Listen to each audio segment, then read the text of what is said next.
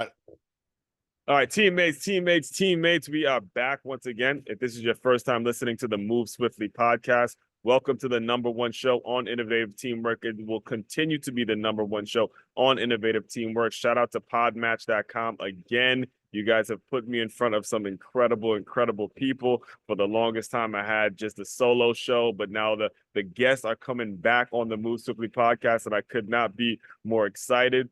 To my regular listeners, listen, we have a gem. Again, I know it sounds like a broken record when I tell you this, but we have another gem, another absolute gem of a person, because there's a lot of you out there who call yourself brand managers, or talk about how you know how to build a brand, or you know what a brand is. You know, that term brand is starting to get used very loosely in today's world. And today I have someone who is an expert on building your brand, exactly what it entails, exactly what the structure of it is. Ben, I always say, don't build up the brand, build up the man. All right, because that's exactly what it entails when it comes to really establishing what it is you want to do. So with all that, Mr. Ben Baker, founder of Your Brand Marketing, welcome to the show, man.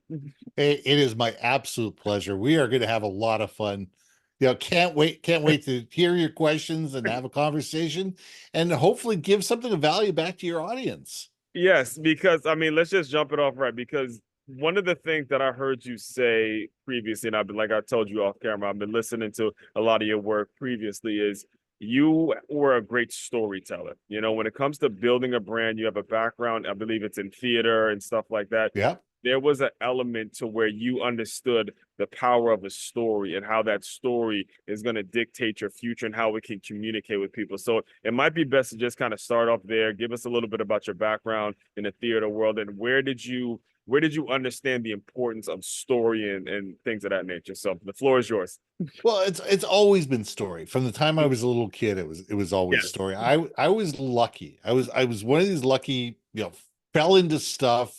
Things happen by accident, smack upside the back of the head, call it whatever you want. Mm-hmm. But there's always been experiences in my life and people that have come into my life that have allowed me to learn really cool things. You're right. I mean, from the time I was probably 11 or 12, I was in professional theater, and mostly I was behind the scenes. Mm-hmm. Most of the time I was doing lighting design and scene design, and all that kind of stuff, and making sure stage management, all that kind of fun stuff. Mm-hmm. But I actually got to actually be on stage a few times. Mm-hmm. And that was a lot of fun too, because what the theater has always brought to me is that it allows you to escape reality, Yeah. and create your own reality, Mm-hmm. and suspend belief and realize that, what, there are different ways of looking at things, there are different worlds out there, there's different interpretations. I don't believe that we have a truth. Well, maybe there is a truth, but none of us are smart enough to believe it or understand it. Mm-hmm. But we all have our own experiences, Yeah. and we all have our own interpretation, and we all have our own way that we've experienced in life, and being able to tell those stories and say, hey, listen, I believe this, or I've seen this, Mm-hmm. or you know what, I was part of this. Mm-hmm. And it brings people into your world, Right. and that's what I love, is because that makes the world a little better. We understand each other better, and it becomes far more interesting place to be.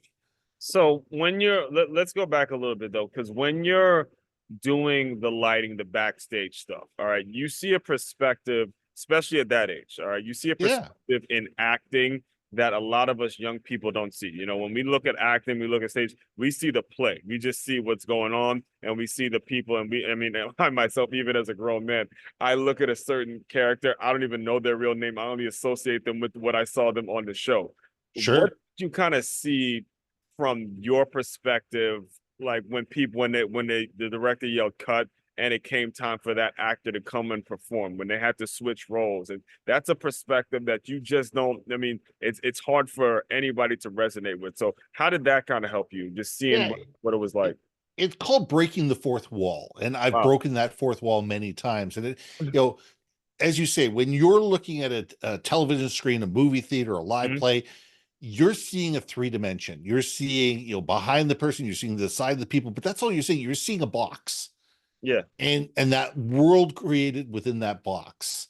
Hmm. I'm seeing everything that happens in the wings, above, below, Oh yeah. I'm Yeah. seeing, the orchestra, I'm seeing the lights hanging above, I'm seeing, people running around in the background, moving sets around, trying to figure stuff out, Right, right. a director saying cut. So I'm seeing more of the story and Mhm. how the story is being built and how it's being crafted and how it's being developed, Right. as well as the story itself. So you're right. I mean, Mhm. that's a neat perspective, because when I was a kid, one of my dad's best friends was, I'll, for lack of a better word, he was a dog and pony man. He was the guy that went on stage and got you to buy seminars. The guys that rolled into town and said, "Hey, you two for for $2,000 could be a millionaire." Mhm. And he was probably better at it than 99% of the people out there. And I learned how he developed the story and how he engaged an audience and how he brought an audience in. And one thing that people don't realize is Mhm. Sam used to gray his beard a little bit. He used to walk with a little bit of a hunch, and he used to make his glasses looked a little Right. thicker than they needed to be. And he gave himself the appearance of being older than he was. Wow. Well, that, and he put what looked like a hearing aid in his ear, but what it wasn't a hearing aid, it was a tape recorder in his pocket. And he'd be listening Huh. to his talk Huh. as he's giving it. And somebody would give him a question, he would say, "You know what, that's a great question." And he'd put his hands in his pocket, think for a little bit, and go, "You know what? Let me answer that question." And then he'd answer it, and then he'd go, "You know what? That was a really good question." And then he'd go back to his talk. What was he doing?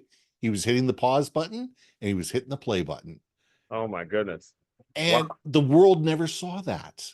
The Right. world saw this extremely polished guy that was never flustered, never flapped, always on beat, always on cue, Mhm. and was the consummate professional. Hmm. But to be that professional requires not only being the professional, but living that life along with it. It's not just what you say, it's what you do. Right. And what you say, what you have to do, have to align, and there has to be purpose. Hmm. Because as Jeff Bezos says, the world is how they perceive you when you're not in the room.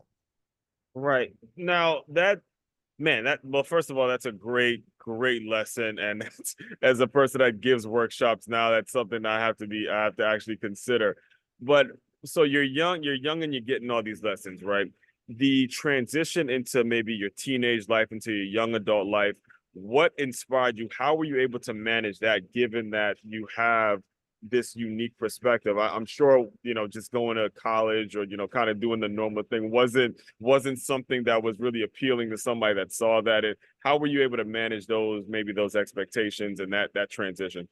Well, believe it or not, I have a degree from the University of Victoria. My degree is in political science and international relations. Right. I ran the computer lab. We built the first Mac lab at the University of Victoria Hmm. in the 1980s.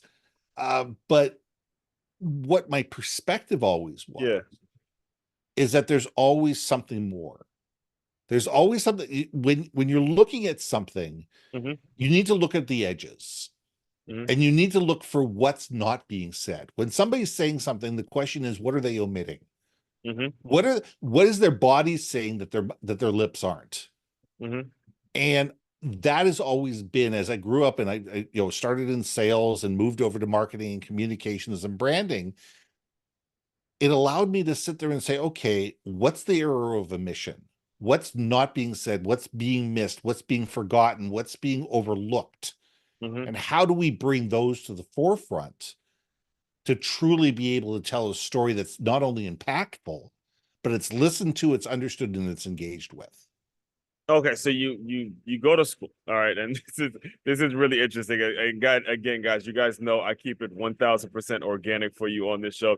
This is a really, really cool element because you go to school and you major in you said political science, right? Yeah. And you built the computer lab, and again, you have this perspective. So immediately you get into sales, just like I did. Immediately you get into sales, and that's anybody that's been in sales knows it's a fight club. It is not for the weak heart. You're gonna get rejected. It is not for the faint-hearted. I'm telling you, Absolutely you're not. gonna have to come up with your fists up and ready to roll.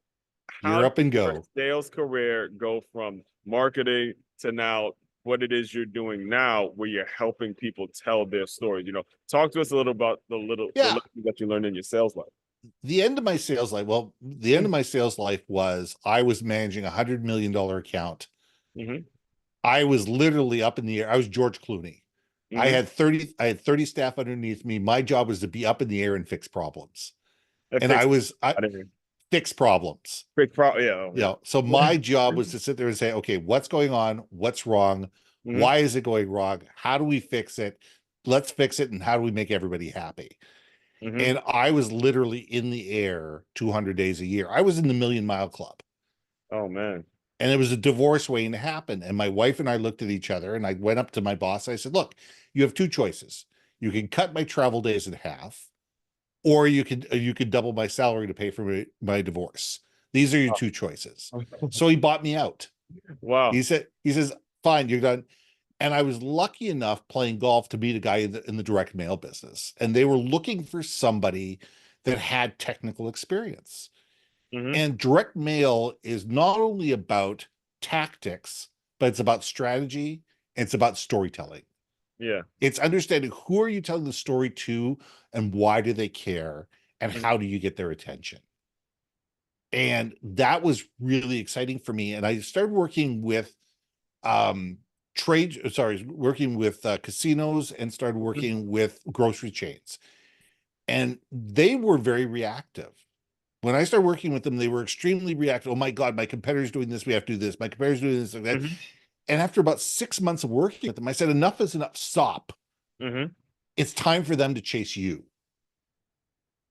And I helped build out the brand strategy, out the marketing, out the vision Mm-hmm. that made them the industry leader and enabled other people to chase them.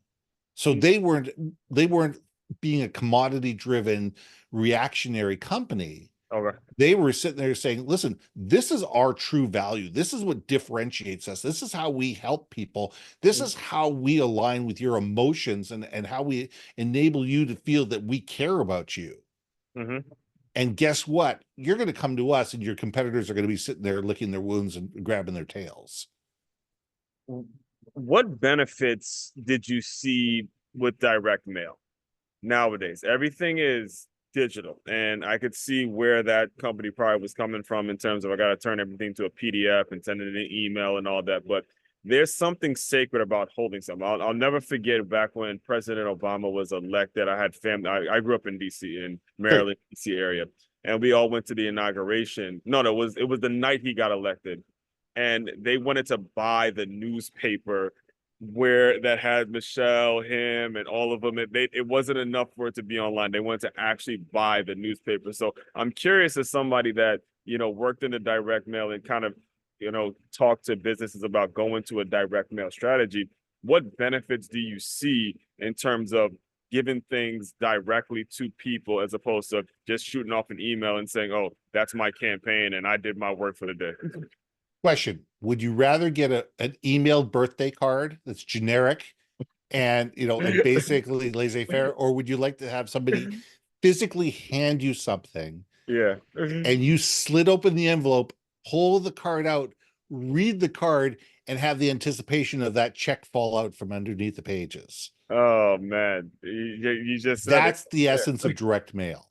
Right. It's the emotional attachment of the tactile feeling Mhm. and the anticipation of what else can be in the envelope. And Huh. it does in today's market, it's not for everybody. Direct mail is more expensive. There is no question about it.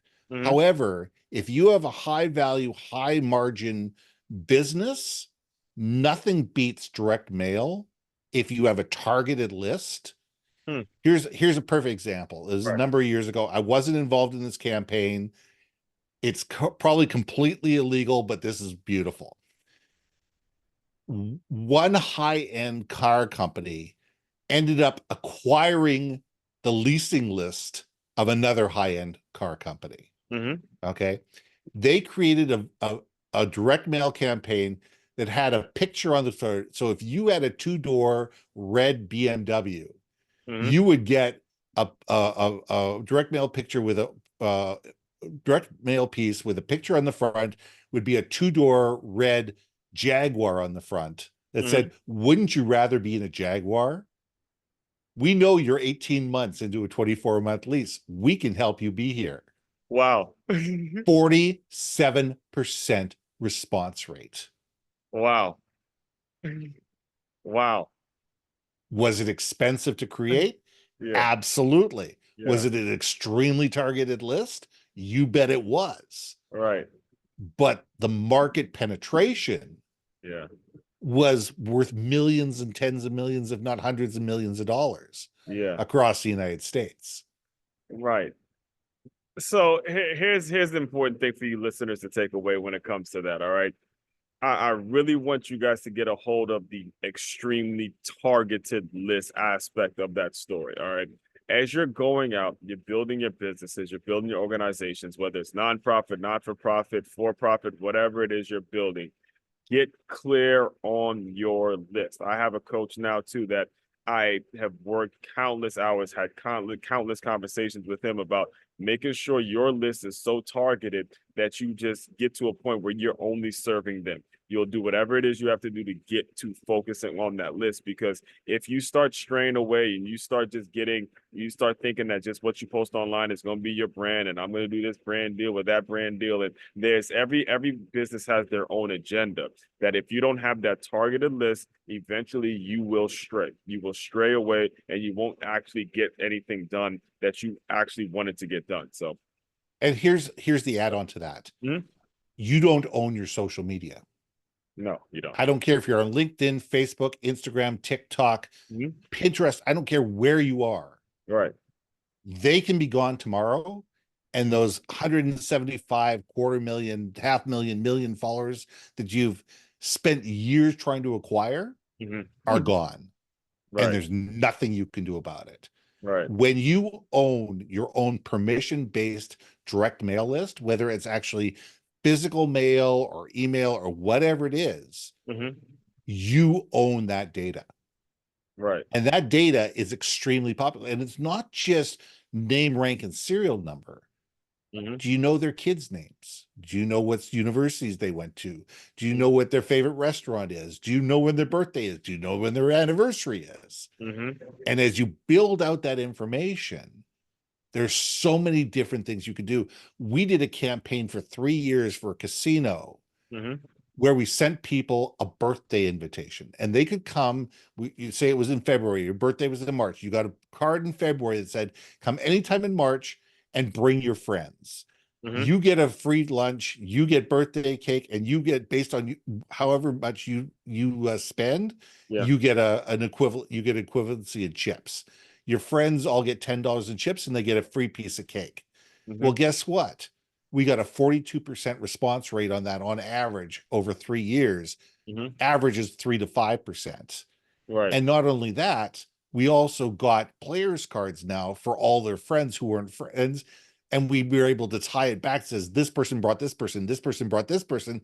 And then we could do even more complex marketing Right. based on not only who you are, but why don't you bring Sally, Bob, and Diane with you when next time you come down? Right. And it's spreading the right way. It's spreading the right way because you actually did the beneath the surface work. So you're helping out this casino, and eventually do you decide to go into business on your own, or where I and was I was on my own at this point in time. I've been on my own for 16 years. I had a partner before that. So I mean I've been playing the communications game for 25, 30 years now, but I went out on my own about January 2008. 2019? 2008.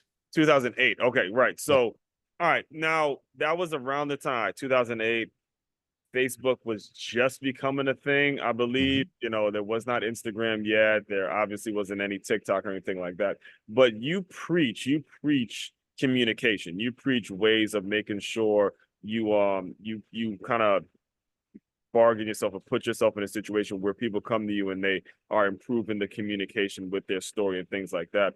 How are you able to sort of leverage that and get clients? If someone's listening in now and they want to work with you, what exactly are they going to get? How are they going to get it? How are they going to be helped and things of that nature?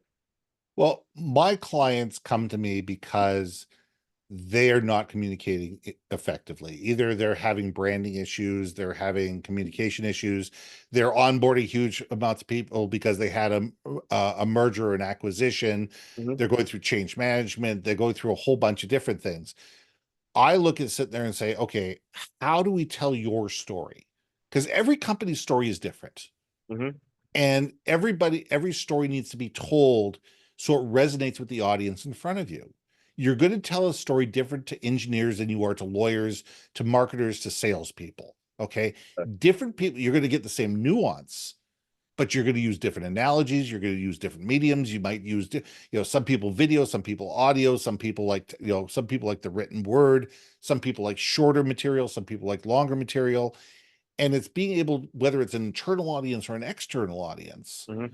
to understand who your clients are, where they are, and why they're there. You Okay. know, you might know a lot of people on Facebook. You may know an enormous amount of people on Facebook.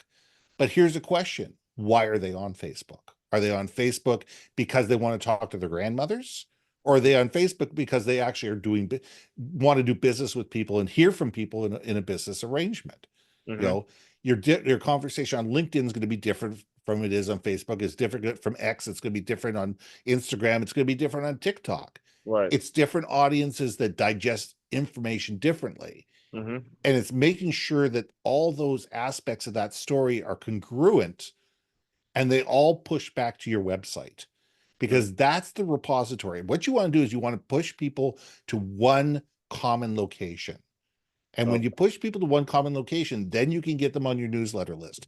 Then you can get them to participate in your calls to action. You can get them to buy your courses. You can get them to buy your product. You can do whatever you want. Mhm. The social media is the know, like, and trust. Oh, I like Ben. I like what he has to say. Let's see what else he has to say. Oh, let's go to his website and find out what he really does. So when you're getting people to get clear on their story, what have you ever encountered the challenging aspect? Like, what are the challenging aspects to it? Because I can, as you're talking, I can see people who are maybe just working for the money, or they're doing whatever their job is for a check, and they have no idea what the story is. They're just they're doing whatever it is they're doing for a check, or they kind of been in a situation where they have the money, they do whatever, but they don't know what the story is. What are the ways? How are you challenging them to get to know it, and how are you able to, maybe even if you got to say, look, I can't work with you because you don't know the story. What exactly do you do to maneuver Yeah. that challenge? As we become more sophisticated with businesses, we have a more sophisticated story. Mm-hmm. Okay. We have more experience. We have more tapestry. We have more examples that we can give. But every company has a story. Every person has a story. Where did we come from? Where are we today? What brought us from there to here? What's important to us and why? And where are we going? That's your story. Mm-hmm. That's your story. In its essence, that's what your story. It's not, I was born, I turned 18, I made $10 million, and now I'm retired on a beach somewhere. Nobody cares. Mm-hmm. People want to know the tapestry. They want to know what happened. How did it happen? What were the pitfalls along the way? What did you learn from the pitfalls? Mm-hmm. And it's being able to draw that out of people. And you're right. Some people just are very uncomfortable telling their story. Some people don't want to give a lot of information. A story doesn't have to be this grandiose thing that takes you 30 minutes to create. You can tell a story of who you are, what you do, and why you do it in a minute and a half. Mm-hmm. And then you sit there and say, if the people are truly interested, they'll ask more questions. Right. You know, sometimes less is more. Mm-hmm. A story is to give the overall arch and invite people into a conversation. It's not to give all the hay in the barn. Right. And it's really important, because I remember that, man, you're taking me back to when I was when I was a young middle school football player, and we had a camp, and there was a guest speaker that came twice. Actually, I went to two camps. He came twice, and he said a man is much more than the company he owns, or something like that. And he was telling us, basically what he was telling us is, you as an individual, I'm speaking to you as a listener, you personally have a story and you have a reason that you're doing your job, whatever the job may be. It may be, I don't care if you're working at some 7-Eleven somewhere, that check every 2 weeks may be going to keep your light, to keep your daughter's shoes right, to keep school fees, whatever it is.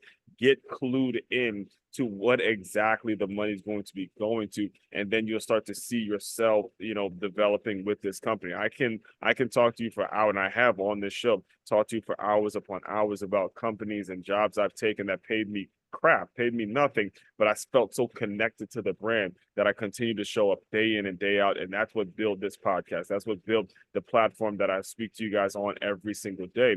So the question now becomes for you, Ben, is when you're dealing with folks that are I guess a bit timid, or they don't know Yeah. where to go, or where like they could be working wherever, like I don't even know I have that power. What does your brand marketing do to kind of show them that they are mad, they do matter, that they do have a voice, that they do have somewhere Exactly. where they can go?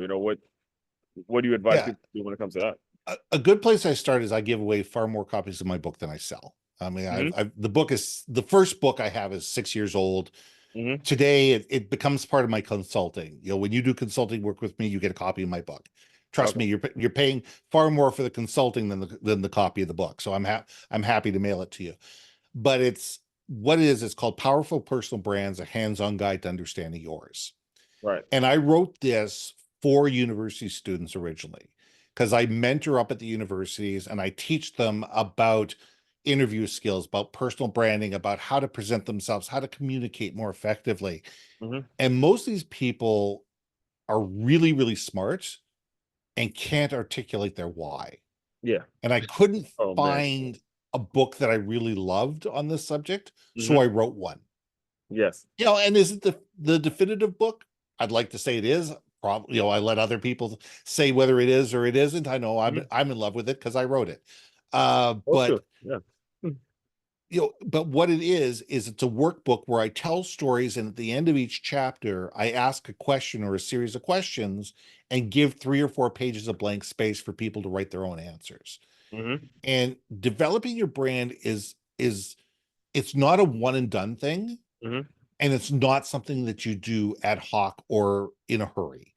You Hmm. have to sit down and you have to be a little uncomfortable with yourself and say, who am I really? Not who I want to be someday, somewhere in the far future. That's important. Hmm. But it's a matter of sitting there going, here's who I am today, warts and all. Hmm. This is where I want to be. Okay, now what do I need to do to bridge the gap?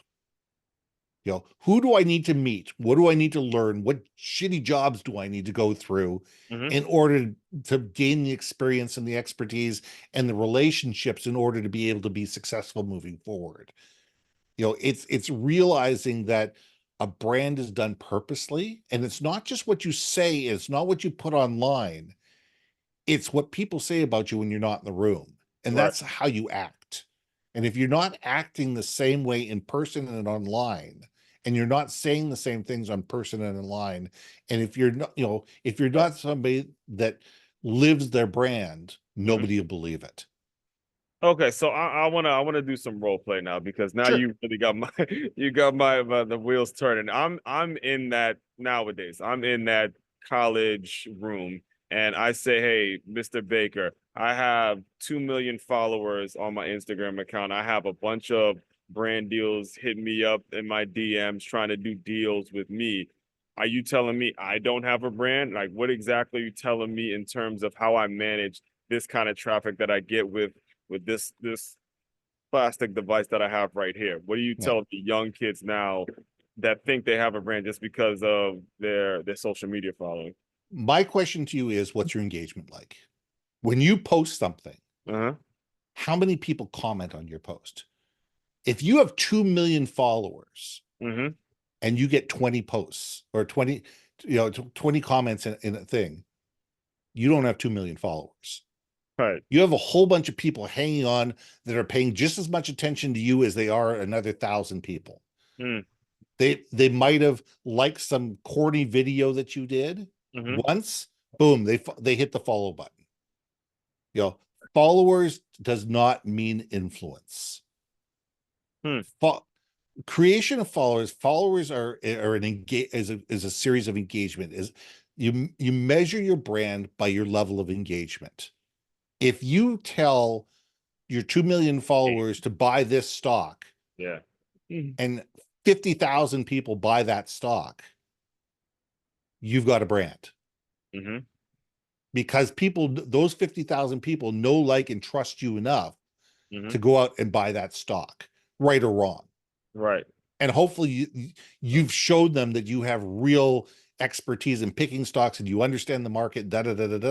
Mm-hmm. But if all you do is put cat videos online or the equivalent thereof, Mm-hmm.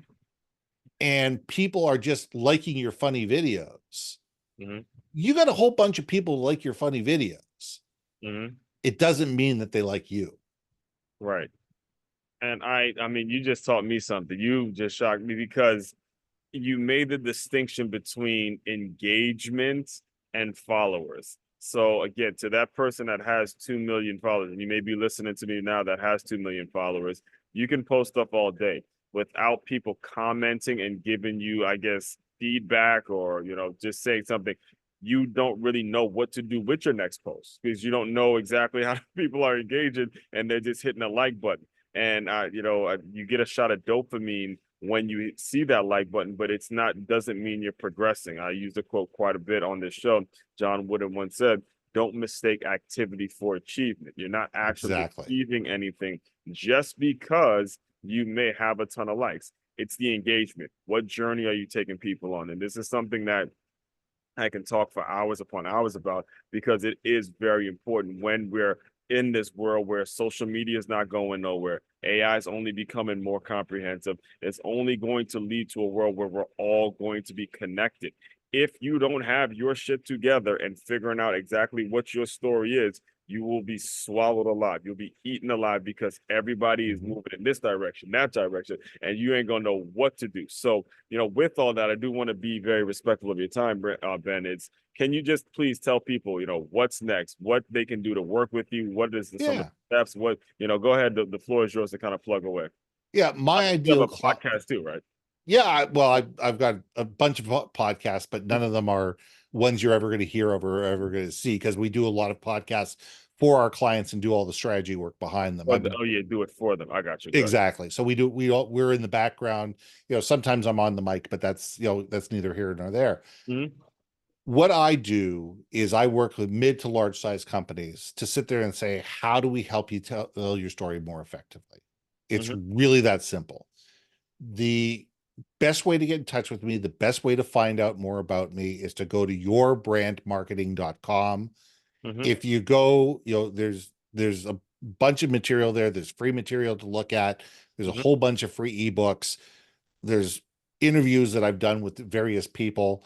My consulting page is out there. Our internal podcasts are there. Our mini podcast program is there. Everything is there. It'll push you to my social media. Mm-hmm. It's a one-stop repository. So it's yourbrandmarketing.com. And, call me up and have a 30-minute conversation with me, and let's see if we can help you take you from where you are to where you want to be. And we take a look at internal communication, external communication, brand development, and how do you tell your story across mediums and across channels Mm-hmm. to be able to make sure you're effective. Oh man, yeah. So it's yourbrandmarketing.com. That will also be included in the show notes as well. So Ben, the final thing I do with all the shows, the way I close out all the shows, is I want you to use your imagination a little bit. You are, let's say, 13 years old. You have, I believe you said it was your uncle. He's telling you these tactics about how he's, speaking to people. He's giving you these strategies. You got a show that you got to do the lighting for, all that. I want you to pretend that young man has just come into the Zoom room. Just give him some words of encouragement, a little bit about what life is going to be like, and then we'll officially close with that. I'll tell him the same thing I tell every young person. Youth is on your side. Mm. Learn, make mistakes, be humble, learn from other people, realize that you don't know everything. And be willing to sit there and say, you know what, I'm willing to try this. And if it works, it works. And if it doesn't work, I'm going to learn from it. Right. Because you have lots and lots of time to make mistakes. You don't need to know what you're going to do the rest of your life at 18. You know, I barely knew what I wanted to do at 50. And I look at there and sit there and go, okay, money is one thing, reputation is completely different. Reputation is what's going to drive you for the rest of your life. Wow. That was lovely, man. All right, that was great. Well, again, appreciate you coming on. This has been fantastic. And I told you, as I promised, you're going to get a clear masterclass on exactly what building a brand is all about. And it's like I always tell you, stop thinking of building a brand, start building the man, building the person, building the way to continuously tell your story over and over again. You can't tell your story once. You got to tell your story every single day, multiple times a day, and be ready to do it at every single stop in every single point in life. All right. With all that, fellow teammates, continue to move swiftly. We will talk more soon. Thanks for having me, Aswan.